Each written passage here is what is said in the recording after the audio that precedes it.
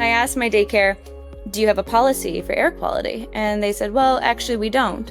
And a lot of the places were using a 7, which is unhealthy for the general population, as the cutoff for kids. But the research shows that kids are much more sensitive.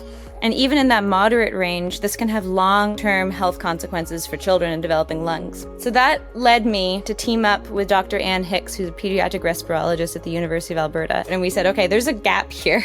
We want to be able to communicate to childcare centers, in this case daycares, but also it applies to schools, to the general population, and say, children are more vulnerable.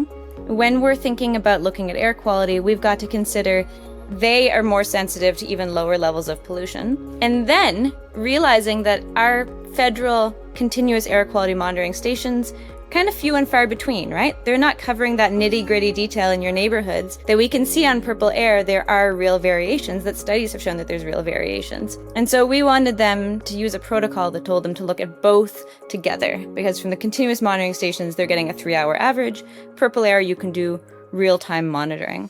So we built a dashboard that has now been picked up by the Alberta Airsheds Council, so provincially, that aggregates the particulate matter microsensors like Purple Air and the continuous monitoring stations and makes it accessible based on your location to make a decision about whether or not you want to go outside, do what you love to do, and whether you're going to let your children play in that air quality. We found that that was very useful. We tested it at my son's daycare. The daycare workers are using it daily to check and to decide whether or not they'll send the kids outside. It has empowered them to make this decision that can have impact on not just my kid's life, but all of the kids in the daycare. We presented this to all the daycares in Alberta through the Alberta Capital Airshed to be able to promote the accessibility of these tools for people to gain information about the air quality around them.